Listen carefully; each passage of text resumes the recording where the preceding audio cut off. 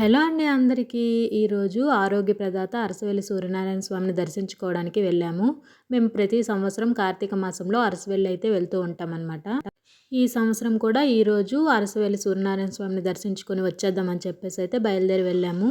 ముందైతే స్వామివారిని దర్శించుకున్న తర్వాత బయట అంతా కూడా చూడొచ్చని ముందు లోపలికి వెళ్ళి స్వామివారిని దర్శించుకున్నాం అనమాట. స్వామివారి దర్శనం అయిపోయిన తర్వాత ఇక్కడ ఈ కోనేరు ఉంటుంది కదండి, ఇంద్రపుష్కరిణి అంటారు. ఇందులో అయితే ఒత్తులు వదులుదామని చెప్పేసి వచ్చామన్నమాట. కోనేరు అయితే చాలా ప్రశాంతంగా చాలా బాగుంది. జనం కూడా చాలా ఎక్కువగానే ఉన్నారు ఈరోజు. అందరూ కూడా ముందు స్వామివారిని దర్శించుకొని ఈ కోనేరును కూడా దర్శించుకొని ఇక్కడ దీపాలు అయితే పెడుతున్నారు. ఇంకా నేను కార్తీక మాసంలో ఎక్కడికి వెళ్ళినా కూడా పిండితో ప్రమిదలు చేసి వెంటే తీసుకెళ్తూ ఉంటానండి. అక్కడ దీపాలు పెట్టడానికి ఉపయోగకరంగా ఉంటాయి కదా అని చెప్పేసి అయితే తీసుకొని వెళ్తాను. ఇంకా వాటితో పాటు కోనేరులో తెప్పలు వదలడానికి అనేసి అరటి దవ్వలు కూడా తీసుకున్నాను. అరటి దవ్వల మీద ఇలా పసుపు, కుంకుమ, పువ్వులు అలాగే మనము ఇంటి దగ్గర నుంచి తెచ్చుకున్న ఒత్తులు కూడా వేసుకొని ఇలా దీపాలు అయితే రెడీ చేసుకోవాలి. ఒకవేళ మనం ఇంటి దగ్గర నుంచి దీపాలు తెచ్చుకోకపోయినా ఇక్కడ కూడా దీపాలు అవి అవైలబుల్గానే ఉన్నాయండి, మనం కొనుక్కొని వెలిగించవచ్చు. ముందైతే మనము పిండి ప్రమిదలో పెట్టుకున్న దీపాన్ని వెలిగించి ఆ తర్వాత అరటి దవ్వల పైన పెట్టుకున్న దీపాలను కూడా వెలిగించాలి. వెలిగించిన తర్వాత కార్తీక దామోదరుని మనసులో తలుచుకుంటూ ఇలా ఒత్తులైతే వదిలేయాలి.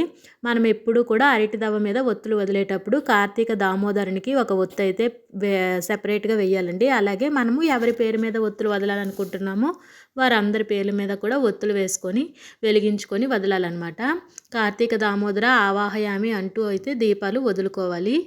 ఇంకా నేను అరటి దవ్వల మీద దీపాలు వదిలిన తర్వాత మా వారి చేత కూడా అరటి దవ్వలో దీపాలు పెట్టించి కోనేరులో అయితే వదిలించాను.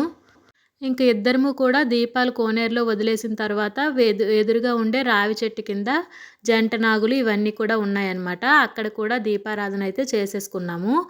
ఇక్కడ ఏంటి అంటే ఈ రావి చెట్టు పక్కనే అంటే లాస్ట్ ఇయర్ కాదు, బిఫోర్ లాస్ట్ ఇయర్ అనుకుంటా గోశాల కూడా ఉండేది. ఇప్పుడు అంతా కూడా రీకన్స్ట్రక్షన్ అవ్వటం వల్ల ఈ గోశాల ఇవి ఏమి కూడా ఇక్కడ లేవన్నమాట. మళ్ళీ కడతారంట కొత్తగా. ఇంకా అన్ని దర్శనాలు అయిపోయిన తర్వాత ప్రసాదం కోసం అనేసి వచ్చామన్నమాట. పులిహోర తీసుకొని అలాగే ఇంక ఇంటికి వెళ్ళిపోదామని చెప్పేసి రిటర్న్ అయితే అయిపోతున్నాము. మనం రిటర్న్ వచ్చేటప్పుడు కూడా చూడండి, ఇవన్నీ పిల్లల ఒకే అవసరమైన బొమ్మలు కానీ మనకి అవసరమైన దేవుడి పూజ సామాన్లు కానీ ఏవైనా సరే ఇక్కడ అవైలబుల్గా ఉంటాయండి. మనం కొనుక్కోవాలంటే కొనుక్కోవచ్చు. మనకి రోడ్డు దగ్గర నుంచి స్వామివారి టెంపుల్ వరకు మొత్తం రోడ్డు అంతా కూడా ఇవే ఉంటాయన్నమాట. మేమైతే వెళ్ళేటప్పుడే ఇక్కడ కొబ్బరికాయ అరటిపళ్ళు తీసుకొని వెళ్ళిపోయాము.